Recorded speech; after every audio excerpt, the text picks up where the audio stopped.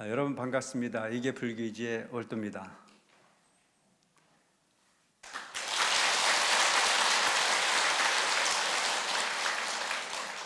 먼저 시간에 기육, 절막, 망자 존대하고 절대 망령되이 스스로를 존대하지 말고, 무슨 얘기냐면 잘난 척하지 말라는 얘기예요. 오늘날 우리가 이 세상을 살다 보면 내가 잘났다고 그러면 잘났다고 그래야 안 그래요? 안 그러잖아요. 정말 잘난 사람은 누가 잘났다고 그래요? 주변 사람들이 잘났다고 하잖아요. 그러니까 본인은 주변 사람이 잘났다고 해줘야 잘난 건데 우리는 그걸 기다립니까? 못 기다립니까? 못 기다리죠. 그래서 만나면 누구 자랑해요? 나 자랑하는 거예요. 누가? 올도 스님이. 이게 전공이라면 전공. 근데 이제 뭐 만나면 하는 얘기가 여러분들이 바깥 친구들을 만나더라도 그런 경우가 많이 있지 않습니까? 아들 자랑하고 딸 자랑하고 남편 자랑하고 시집 자랑하고 돈 자랑하고 여러 가지 자랑하다가 나이가 들어가지고는 만나면 누구 자랑해요? 손자 자랑하잖아요. 그래서 요즘은 손자 자랑하려고 그러면은 어떻게 한다고 그래요? 돈 내고 해야 된다고 하는 정도로.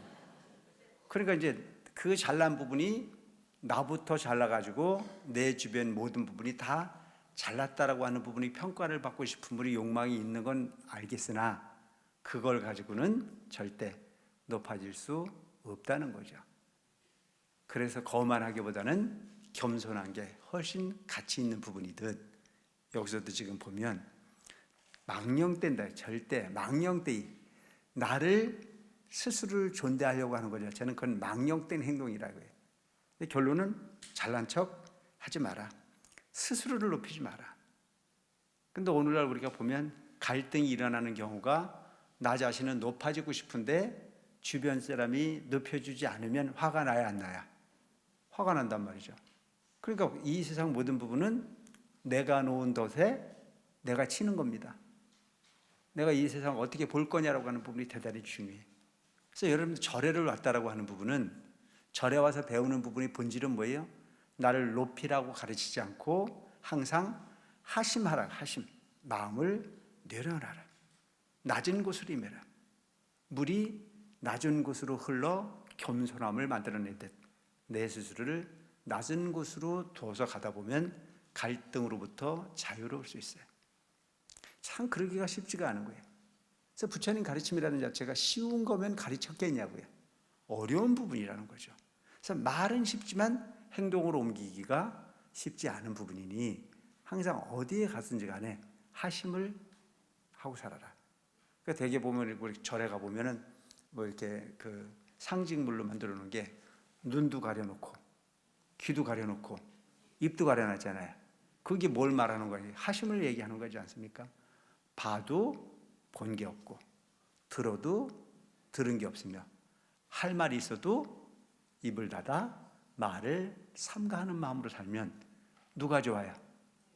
내가 좋아요. 근데 이게 잘 되든가요? 안 되든가요? 안 돼. 왜 안 될까요? 내가 여러 번 얘기했잖아. 업이라니까? 그러니까 그냥 봐도 본 것만큼만 이야기를 하면은 성공이에요. 근데 우리는 본 것만큼 이야기를 합니까? 아니에요. 얼마나 재미있게 얘기를 하냐면 밤에 지나가다가 저 미루나무에 비닐만 펄럭거려도 그는 비닐을 봤대요, 귀신을 봤대요? 그게 어려운지. 그러니까 본인은 그게 재미있어서 무용담처럼 얘기를 하지만 그거는 비닐 조각 하나 보고도 앉아서 귀신이 그냥 귀신이 아니고 춤을 추더라고 얘기를 하고 동해 번쩍 서해 번쩍 하더라고 하는 걸로 살이 붙어가지고 세상을 어지럽히는 부분들이, 이 언어가 진실한 언어가 별로 없어요. 귀로 들어도 꼭 굴절되게 들어요. 그래서 사람 마음이라고 하는 게 참 중요한 것이 내 귀를 열고 들어도 보면 내가 긍정적 사고를 가지고 귀를 열면 매사가 긍정적으로 들리는데 내 마음이 긍정적이지 않았을 때는 들리는 얘기가 다 굴절지게 들려서 한 사람 마음과 들은 사람 마음이 다른 경우가 너무 많아. 그래서 한 사람 마음도 다르고 들은 사람 마음도 다른데 그것을 건너 들은 사람은 또 정확하게 들었을까요? 안 들었을까요? 그러니까 이게 너무나 세상이 시끄러운 거예요. 있는 그대로 보고 있는 그대로 말하고 있는 그대로 이해할 수 있으면 좋겠는데 우리는 그렇지 못한 부분이 너무 많더라. 그래서 모든 부분의 이야기가, 모든 부분의 소통이 되게 보면 나를 높이고 싶은 부분으로. 그래서 높이고 싶은데 높여지지 않으니까 갈등을 일으키는 경우들이 많이 생길 수밖에 없다. 우리 가족 간에도 서로 이렇게 다투는 일들이 보면 말이 통해요, 안 통해요? 근데 여러분 한번 잘 생각해 보세요. 함께 가는 가족들이 말이 잘 통해야 됩니까? 안 통해야 됩니까? 잘 통해야 되는 거 맞잖아요. 항상 붙어 살고 항상 같이 봤으니까. 근데 통합니까? 안 통합니까? 내가 듣기로는 대부분이 안 통하더라고. 근데 이웃집 사람하고는 말이 잘 통해, 안 통해? 희한한 일이잖아요. 그럼 왜 이웃집 사람하고는 말이 잘 통하는데 가족이 한솥밥을 먹고 한 공간에서 한 환경 속에서 살고 있는 그 존재들이 서로 말이 통하지 않는 이유가 뭘까라고 하는 걸 생각해 보면 거기에 뭐가 있어요? 자존감이 커져 있는 거예요. 자존감이 큰 건 괜찮은데 자존심이 큰 거예요. 그래서 거기에는 어떤 부분이 있냐면 본인 스스로가 계산하기를 그가 나를 알아주기를 바라고, 그가 나를 알아주지 않았을 때 서운한 감정이 점점 더 커지는데 그 서운한 게 쌓이고 쌓이다 보니까 세상에 말 안 통하는 사람하고 싸웠어. 그러니까 거기다 대고 뭐라고 해요? 팔자 타령을 하는 거야. 허구만한 사람 다 두고 자꾸 찾은 게 너였냐고. 근데 그런 모든 부분들이 보면 나를 높이고 상대방을 너무 낮춰보는 어떤 그런 부분이, 현상들이 궁극에는 상대방의 그 원망에 가서 나를 인정해 주지 않는 부분까지 가는 건 아닌가. 그래서 여러분, 상대방에게서 답을 찾으려고 하지 말고 내 자신에게서 답을 찾기 위해서 노력하는 삶을 살아주시기 바랍니다. 이해되십니까? 그래서 여기서 얘기하고 있는 부분은 절대 내 자신을 높이지 마라. 나를 존대하지 말고. 그래서 그 나를 존대하는 부분은 망령된 행동이다. 경만 타인이여다. 타인을 절대 경만하지 말지어다. 타인을 절대 가볍게 여기지 마라. 그러니까 여러분, 법화경에 상불경 보살품에 그런 내용이 나와요. 부처님 전생담에 부처님이 전생에 상불경 보살로 사셨던 때가 있었어요. 그래서 이 상불경 보살은 만나는 사람마다 항상 인사를 할 때 나는 당신을 가벼이 여기지 않습니다. 난 당신을 존중합니다. 난 당신을 찬탄합니다. 당신은 반드시 먼 미래에 부처가 되실 분입니다. 그래서 모든 부분을 공경하는 마음을 가지고 살았다 이거죠. 그럼 여기서 우리가 한 가지 눈치를 채야 돼요.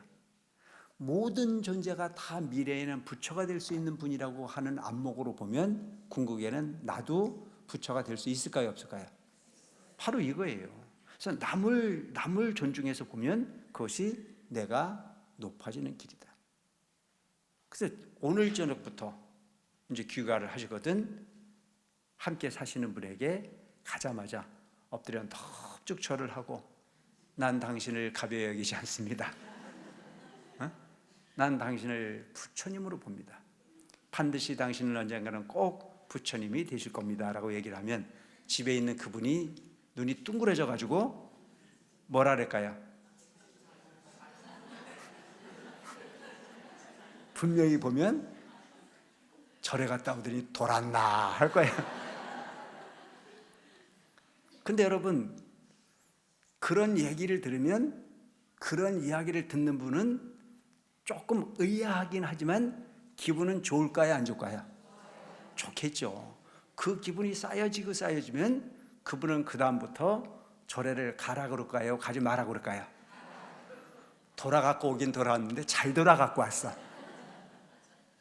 그러니까 여러분 우리 처세가 그만큼 중요한 부분이에요. 처음에 할 때는 그거 자체가 너무 낯간지럽고 익숙하지 않은 부분이라서 불편할 수 있겠으나 한번 과감하게 용기를 내서 마음을 내보면 그도 기분 좋아지고 나도 하심의 주인공이 될 수 있다. 그래서 남을 높이는 부분은 여러분 절대 부끄러운 일이 아닙니다. 아시겠습니까? 나를 높이는 것은 부끄러운 일일 수 있어요. 나를 높이는 부분은. 그래서 이 세상에 잘 이렇게 살아보면요, 잘난 척하는 사람하고 같이 살고 싶은 생각이 있어요, 없어요? 아는데 이게 안 돼. 나도 알거든요. 잘난 척하면 안 된다는 거. 근데 앉으면 나도 모르게 나와. 이게 병이에요. 이거 업이거든요. 그래서 많이 바꾸려고 애를 쓰는데 이게 잘 안 되는 거예요. 저도 옛날에 경험이 없어가지고요. 출가를 한 게 남보다 좀 먼저 들어왔다고 해서 그 후배 스님들에게 아는 척을 좀 했거든요. 근데 앞에서는요, 고개를 끄덕끄덕 감동을 하는 처럼 그러다가 나중에 뒷얘기 들어보니까 세상에 제일 재수없는 놈이 노래요. 그래서 이게 세상의 진리예요. 그래서 절대 알아도 아는 척 하지 말고, 높아도 절대 높은 척 하지 말고, 되도록이면 내 자신을 자꾸 하심하려고 애를 쓰다 보면 주변에는 좋은 사람들이 많이 나를 도우려고 함께 하겠지만 내 스스로를 높여놓고 상대방을 무시하거나 낮춰보는 부분에 마음을 내면 주변에는 아무도 존재하지 않는다. 그래서 이왕이면 여러분 돈 안 드는데 서비스를 잘 어떻게 상불경보살 같이 만나는 사람마다 존중하고 찬탄하는 마음을 내기 위해서 노력하는 삶을 실행하시기 바랍니다. 이해되시죠? 그래서 절대 경만하지 말지어다. 타인을 경만하지 마라. 경만의 자체는 가벼이 업신여기지 않는다. 그래서 오늘 이 순간부터 우리가 이런 생각을 할 필요가 있어요. 뭐 직원이 됐든 동료가 됐든 나이 어린 그 후배 신도가 됐든 누가 됐든 나이를 내가 조금 더 먹었고 내가 절에를 조금 일찍 왔다고 해가지고 얼마 되지도 않았는데 반말 막 해가지고 하면은 듣는 사람은 기분 좋을까요, 안 좋을까요? 안 좋아요. 되도록이면 여러분 요자 붙이세요. 되도록이면 얼마나 기분이 괜찮습니까? 근데 나는 가끔 보면은 뭐 처음 만난 지 얼마 안 됐는데도 막 서로 말 놓고 막 하다 보면은 불안해 내가. 왜? 싸울까 봐.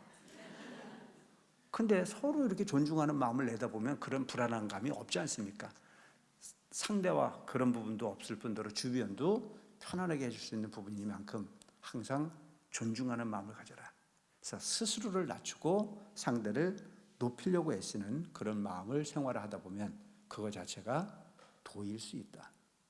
도라고 하는 부분이 뭐 앉아서 열심히 기도하고 하는 부분도 중요하겠지만 기도를 왜 한다고 생각하세요? 여러분 마음을 왜 닦아야 돼요? 하심을 하기 위해서요. 좋은 사람이 되기 위해서요. 좋은 행동이 되기 위해서거든요. 좋은 마음그릇을 만들기 위해서예요. 마음의 탁함을 버리고 마음의 청정함을 담아 세상의 모든 부분을 향기로 일관할 수 있는 내 마음그릇을 만들기 위함이다. 근데 그 마음그릇이 아무리 깨끗하면 뭐래요? 깨끗한 행동을 담아야 되겠죠. 그러니까 부처님 당시에도요, 여러분 그 마음이라는 걸 무척 중요하게 여기셨어요. 부처님의 아들 라울라라고 하는 아들이 있었지 않습니까? 흔히 보면 그 라울라라고 하는 이름이 무슨 뜻이냐? 장애물이다 이렇게 설명을 하기도 합니다. 그래서 부처님께서 출가하시기 전에 아들을 낳죠. 그리고 출가하셔서 6년의 고행을 하십니다. 그래서 부처님이 6년 동안 수행을 하시고 난 이후에 깨달음을 얻으시거든요. 그래서 깨달음을 얻으시고 난 이후에 고향에 귀향을 하십니다. 그때 라울라는 부처님께서 라울라를 낳자마자 출가를 하셨으니까 6년 고행하고 돌아오셨으니까 라울라는 몇 살이에요? 7살이에요. 그래서 그 7살짜리 아들이 아버지를 기다립니다. 딴 아이들은 다 아버지가 있는데 본인은 아버지가 없었거든요. 근데 그 아버지가 얼마나 많이 보고 싶었겠습니까? 그리고 부처님의 아내 야쇼다라도 남편이 얼마나 그리웠겠습니까? 그리고 부처님께서 고향으로 돌아온다는 소문을 듣고 라울라의 어머니, 부처님의 아내인 야쇼다라가 라울라에게 교육을 합니다. 아버지가 돌아오신단다. 아버지가 돌아오시거든 너는 반드시 아버지에게 부탁을 해라. 뭘요? 너희 아버지가 돌아오거든 상속을 달라고 얘기를 해라.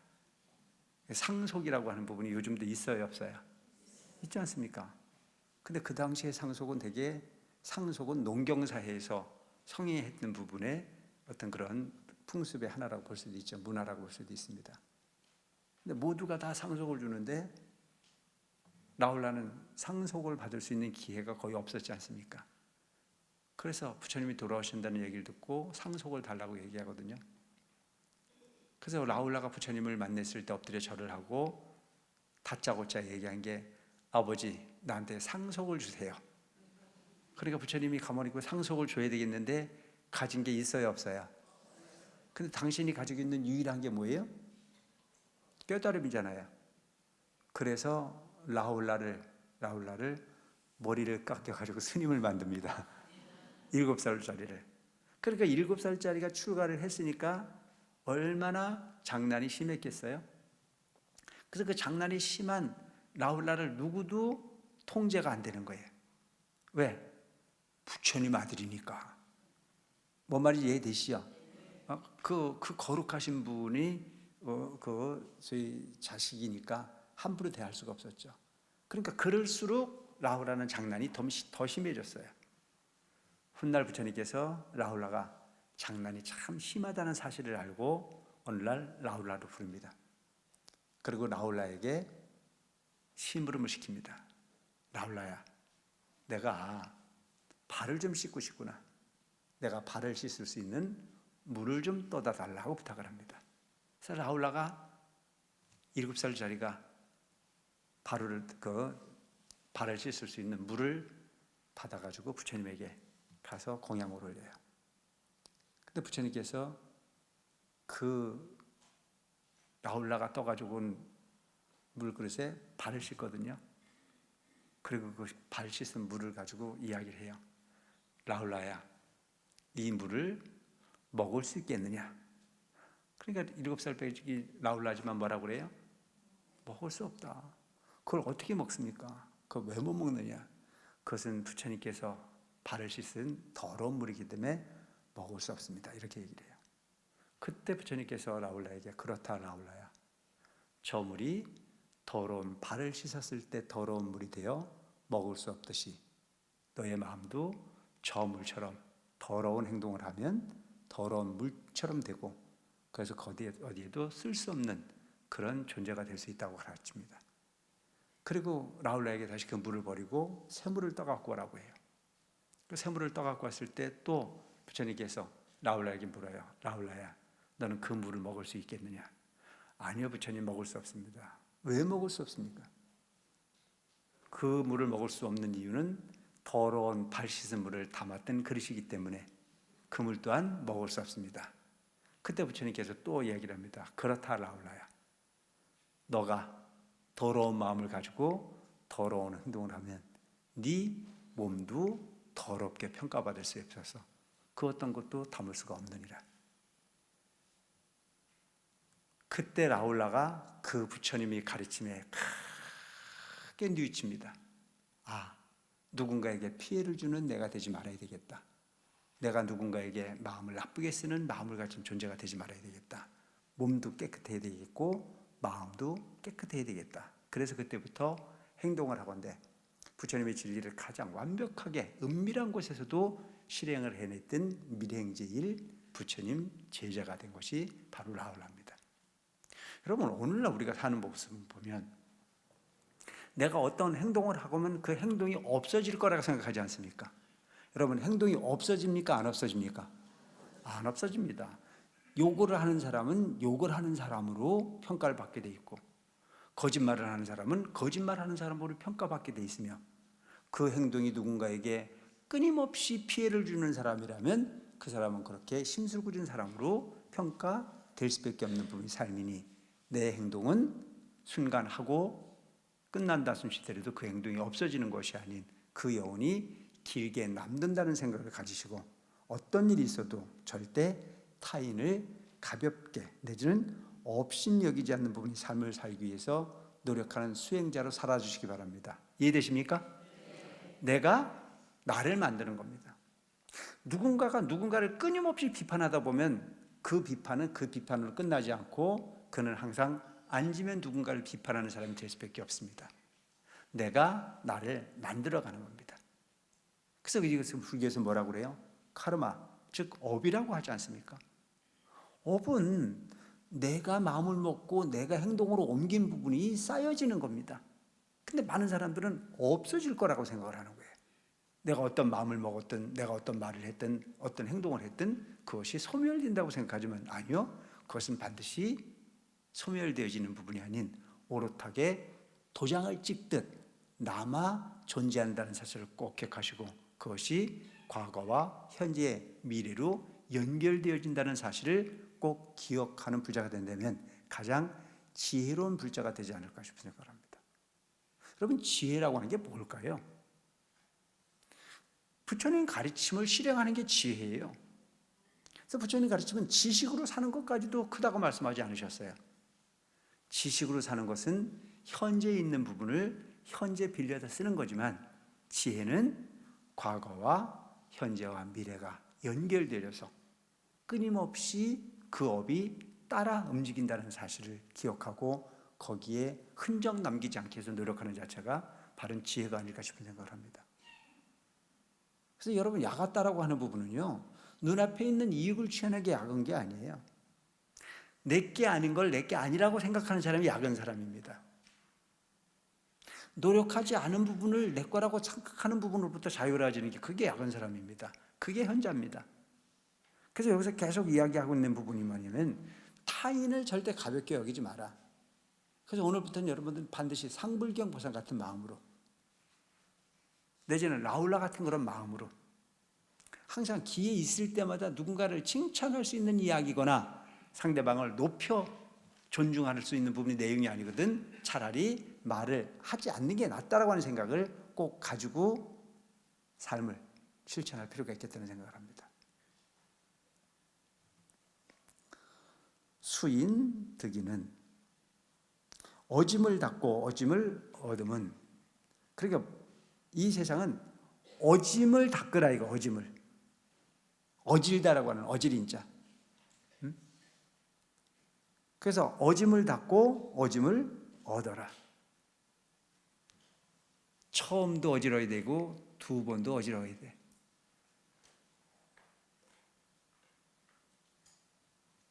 여러분, 구인사도 어진 게 어진 것. 어지러야지만 얻을 수 있는 이익이 있습니다. 인색하지 마세요. 그래서 상대방을 존중하고 상대방을 찬탄하는 게 어진 거예요. 그래서 막 보지 않는 부분이 무엇도 중요한 부분이라는 거죠. 거만하기보다는 겸손한 게 좋고, 남을 비난하기보다는 칭찬하는 게 좋고, 남을 인상 쓰고 오는 것보다는 미소로서 대하는 게 좋고, 그래서 미워하지 않으려고 애쓰는 마음을 항상 가지고 사시기 바랍니다. 무슨 권리로 상대방을 욕을 합니까? 무슨 권리로 상대방을 비난합니까? 우리는 비난할 수 있는 권리는 없어요. 찬탄할 수 있는 권리거나 내지는 묵인하는 마음으로 가시라. 그래서 절에 오시는 모든 분들이 절이라고 하는 곳이 가장 따뜻한 공간이 되줘야 돼요. 되게 보면 그 절에 올 때 두려움에 쌓여오는 분들이 많아요. 그래서 우리끼리 가끔 하는 얘기, 그런 얘기들이 드리거든요. 스님 눈에 띄지 마라. 좀 희한한 얘기들 많이 해. 그래서 왜 스님 눈에 띄지 마라 그러냐? 스님이 이뻐하면 구설수가 생긴대요. 별 희한한 얘기가 돼 있지. 스님이 이뻐할 일도 없겠지만 뭐가 구설수가 생길 일이 있어. 그러니까 이런 얘기가 난무하는 이유는 뭐냐면 시기와 질투가 난무한다는 얘기예요. 정상적으로 가지 않는다는 얘기거든요. 여러분, 무슨 일이 있어도 이제 지금까지 해왔던 건 누가 어떻게 했는지 모르겠는데 앞으로는 어떤 일이 있어도 눈치 보지 않는 대성사가 되기 위해서 누군가에게 질투의 화신이 되어져서 서로 가십거리가 되지 않는 문화를 만들어내기 위해서 노력하는 여러분들이 좀 됐으면 좋겠습니다. 아시겠죠? 기도를 아무리 많이 하면 뭐 할 거예요? 행동이 아닌데요. 본질적 부분을 다 잊어버리고 사는데 그게 무슨 가치가 있겠습니까? 그래서 어떤 경우가 있어도 수인 득인하래. 어질게 닦고 그 어짐을 얻을 수 있도록 하기 위해서 노력해라. 그래서 어진 부분이 삶이 부처님 가르침의 가장 큰 목표가 되어야 된다. 그리고 어진 것은 절에만 와서 어지러야 되는 게 아니고 다 어지러야 되는 거예요. 가는 곳마다 그 사람 참 될 사람이에요.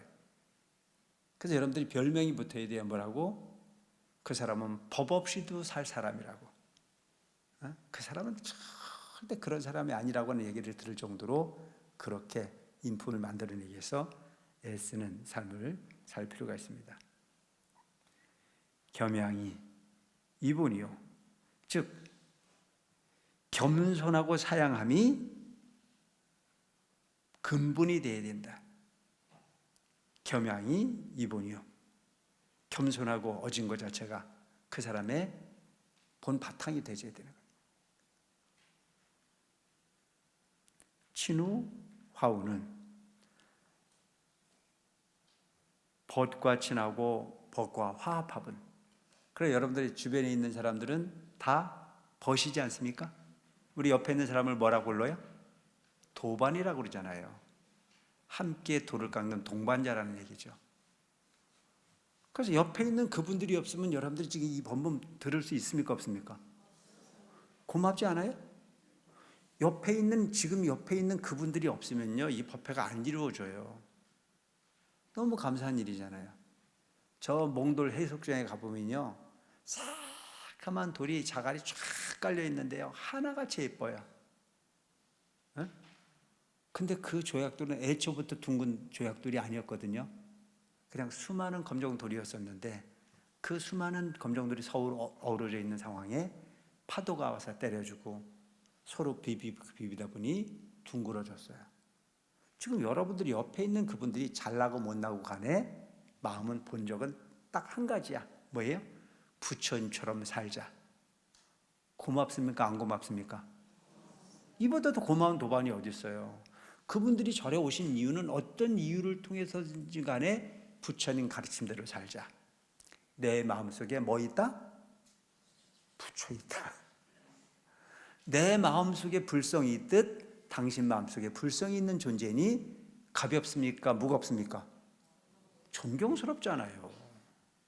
그 불성이 존재한다는 사실만으로도 우리는 반드시 존중해야 될 만한 이유가 있는데, 그것에 대해서 같이 공감하고 있다는 것만으로도 얼마나 큰 도반입니까? 어떤 사람들은 여러분들이 법화경 간다고 그러면 부러워하는 분도 계시지만 어떤 분들은 그 가는 것 자체가 별로 마음에 안 든다는 쪽에 생각을 하는 분들이 있잖아요. 겉으로 표현을 하지 않지만 비난하는 사람도 있어요. 근데 우리는 지금 그 마음은 다 똑같은 마음으로 한 자리에 앉아 있는 것만으로도 서로 위로가 됩니까? 안 됩니까? 이게 도반이에요. 그래서 반드시 친후하우는 벗과는 반드시 친하고 또한 화합을 해야 되는데, 친한 것도 어떤 게 친한 거예요? 상대방하고 친하려고 그러면 어떻게 친해지죠? 인정해줘야 친해지잖아요. 네 말이 맞다 그래야지 친해지지. 네가 하는 거 다 틀렸다 그러면 상대가 뭐라 그래요? 에? 뭐라 그래? 재수없다 그러지. 어? 상대방이 잘한다 그래야 친해지는 거지 않습니까? 그리고 나하고 너하고 생각하고 말하는 부분이 거의 비슷해야 친해지는 거 아니에요? 그리고 우리는 화합은 어떻게 해야 화합이 되십니까? 나를 내려놔야 그 화합이 되지는 거예요. 그래서 가끔 보면 가장 가까워야 될 사람들이 가장 멀어져 있는 이유는 진은 안 바뀌고 상대방만 바뀌라고 강요하는 부분이 지겨워서 나중에는 가장 먼 사이가 되는 거예요. 가끔 여러분들이 제가 그런 얘기 하잖아요.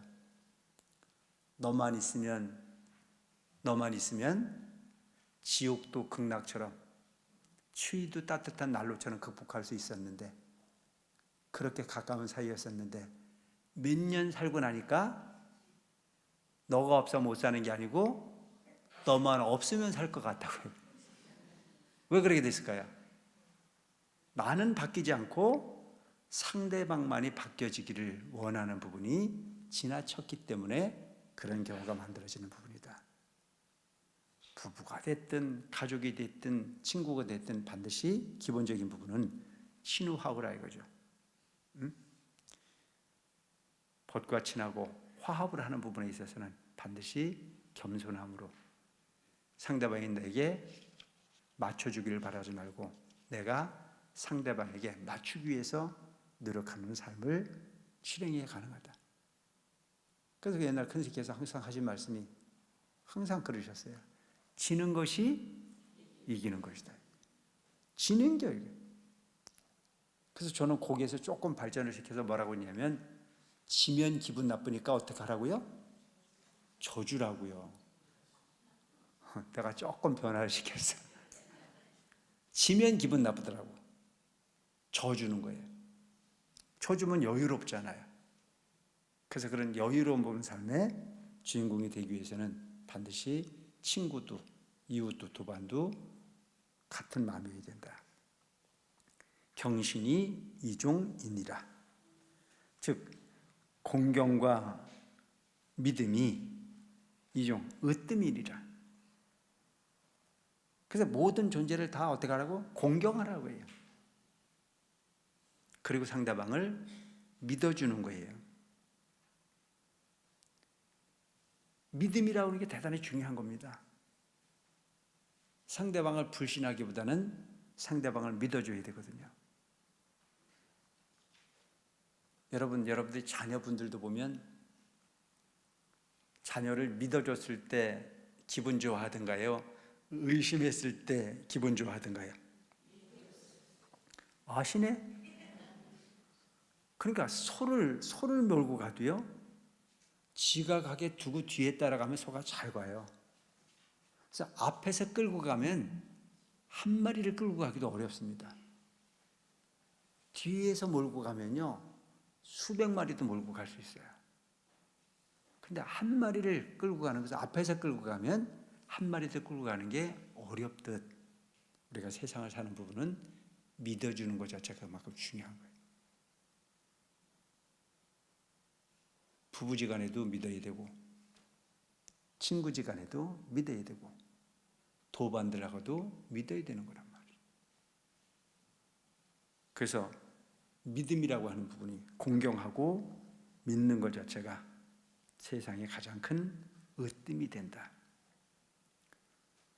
사상산이 점거하면, 여기서 사상산이라는 자체는 뭐냐면 아상, 인상, 중생상, 수자상, 중생 사상산, 그걸 사상산이라 해요. 그래서 사상산이 점점 높아지면 아상이 높아지고 인상이 높아지고 중생상이 높아지고 수자상이 높아지면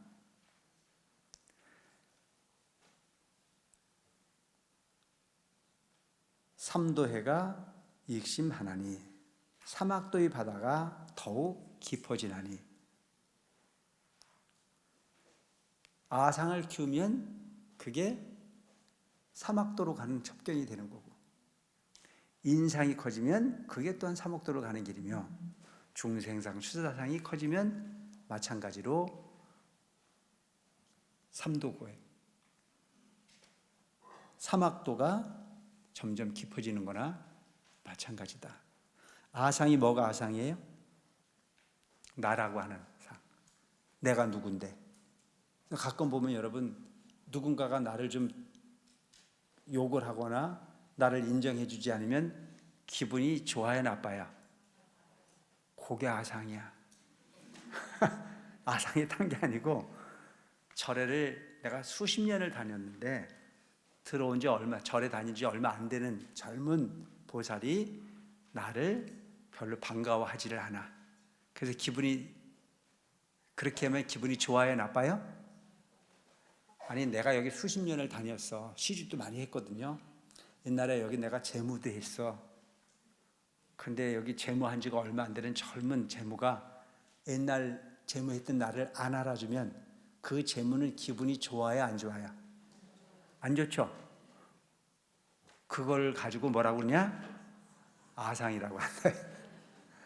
내가 누군데라고 하는 것을 알아주기를 바라는 마음이 아상입니다. 그래서 아상이라고 하는 부분은요, 누가 주지도 않는 거예요. 자기도 모르는 순간에 클 수 있습니다. 오늘 제가 바깥에 어떤 모임이 있어가지고 갔거든요. 그런데 모임에 갔는데 그분들이 스님이라는 이유만으로 되게 대접을 해주더라고요. 기분이 너무 좋았어요. 그게 뭐냐고요? 아상이야. 알아주든 안 알아주든 거기에 좌우되지 말아야 되는데도 불구하고 그들이 나한테 오셨냐고 하고 아는 척 해주고 그러는데 기분이 좋아지더라니까. 그래서 내가 속으로 병들었다 그랬어요. 그런 거에 뺏기지 말아야 되는데도 불구하고 나도 아직도 아상이라는 게 꽉 차 있어서 그들이 나를 맞이해주고 그들이 귀하게 왔다고 환영해주는 부분에 기분이 좋아지는 걸 보니까 나는 도가 됐다 안 됐다? 날 샜다.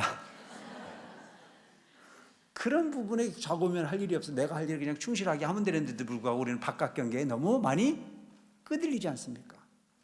그게 약한 거예요. 나가 누군가를 억지로 기분 나쁘게 해야 될 일도 아니지만 누군가의 말 한마디에 너무 기분이 왔다 갔다 하는 그 부분 자체도 썩 건강한 부분의 모습이라 보기 어렵다. 그래서 아상이라고 하는 자체는 나라고 하는 것, 나라고 하는 부분에 대한 자만, 뭐 이런 부분을 우리가 아상이라 볼 수 있습니다. 인상, 차별하는 식, 내가 하는 건 옳고 네가 하는 건 틀렸다. 이 인상이에요. 그러니까 사람이라고 하는 부분에 대한 어떤 긍지로 가지고 그냥 무생명을 마구 대하는 경우가 있잖아요. 사람이라는 이유로 지나가는 개미를 쓱 밟아서 뭉개고 꿈틀거리는 지렁이를 그냥 아무 죄의식도 없이 그냥 마구 대하는 어떤 그런 부분들이 그게 바로 인상이라고 볼 수 있어요. 그래서 나라고 하는 부분은 옳고 너라고 하는 부분은 틀렸다. 나라고 하는 부분은 귀하고 너라고 하는 부분은 그냥 하찮다라고 말해지는 모든 부분들이 그게 인상일 수 있다. 중생상이란 어떤 거냐면 내 스스로가 저열하다고 느끼는 겁니다. 내 자신이 하열하다, 아주 수준이 낮다고 보는 거예요. 그러게 여러분, 나라고 하는 부분을 너무 높여보는 부분도 문제지만 나라고 하는 부분도 가능성이 없다고 보는 것도 참 불쌍한 사람들이 하는 짓입니다. 아시겠습니까? 나라고 하는 부분은요, 나라고 하는 부분은 지금 무한한 가능성의 존재예요. 여러분들이 얘기하잖아요. hiphop계의 주인공이라고요. 여러분들은 언젠간 부처가 될 수 있다라고 하는 쪽의 생각을 하고 살 필요도 있는데 나는 중생이야. 난 날 샜어. 여러분들이 되게 보면 옛날에도 보면 신분이 풍요로운 아주 신분이 훌륭한 신분이 아닌데도 불구하고 그걸 뛰어넘어서 성공하는 사람들이 있습니까 없습니까? 있는 거예요. 근데 그 사람들이 뭐라고 얘기하냐면 송충이는 솔잎을 먹어야지 하고 그냥 맨날 하찮은 부분의 목표를 통해서 가다 보면 그는 그 신분이 바뀔 수가 없습니다. 근데 어떻게 생각을 하냐면 사람은 똑같아. 타고나는 게 아니고 노력하는 거야. 신분이라고 하는 부분을 세상에 만들어가는 것이 아니고 노력한 것만큼은 세상은 달라져 라고 하는 부분을 열심히 노력해서 그 세상을 뛰어넘는 경우들이 많이 있지 않습니까? 그러니까 중생상에 얽히지 말고 그걸 뛰어넘는, 그렇다고 너무 자만에 차 있는 부분이 존재해가는 것도 바람직한 부분은 아니지만 본인 스스로를 너무 저열하게 느끼는 부분도 그건 바람직한 부분이 아니다. 그래서 무한한 가능성의 존재라고 하는 식의 생각을 가지고 갈 필요가 있다. 수자상. 수자상은 뭐냐면 내 나이가 얼마인데 가끔 제가 나이 얘기해야 안 해요. 그게 수자상이야. 나이는 중요하지 않아. 내가 몇 살인데 내가 뭐 중요해? 내가 지금 무슨 짓을 하고 있는지가 더 중요한 거죠. 이해되시죠? 그러니까 이런 한계의식, 내가 나이가 얼마라고 하는 부분에 있어 포기하는 부분, 이 부분을 일컬어서 우리는 수자상이라고 얘기하는데, 이것을 일컬어서 중생사상이라, 즉 사상산이 점거하면, 즉 높아지면 삼도해가 익심하나니 사막도의 바다가 깊어지나니, 아상, 인상, 중생상, 수자상이 높아지면 사막도의 바다가 깊어져요. 사막도는 뭐가 사막도예요? 지옥, 악의 축생이 바로 사막도입니다. 그래서 육두윤회가 있는데 그 육두 중에서는 악도가 있고 선도가 있어요. 지옥, 악의 축생을 삼악도라고 얘기를 하고, 수라, 인간천을 선도라고 얘기해요. 살만한 곳이란 얘기죠. 지옥, 악의 축생으로 가면 그건 너무나 고통스러운 세계예요. 그래서 그 세계를 사막도라고 얘기를 하는데, 여기서 얘기하는 사상산이 높아지면, 아상, 인상, 중생상, 수자상이 높아지면 사막도는 깊어진다는 얘기예요. 그러니까 고통이 만들어질 수밖에 없는 사막도를 갈 수 있는 확률이 높아진다는 얘기가 되겠죠.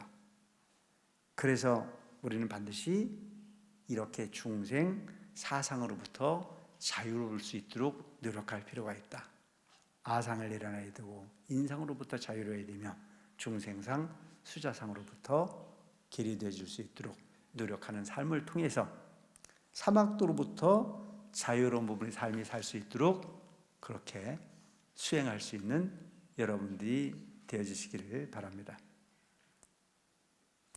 예현, 이의는 밖으로 나타나는 모습은 여존귀나 아주 존귀할 것 같으나, 무슨 얘기냐면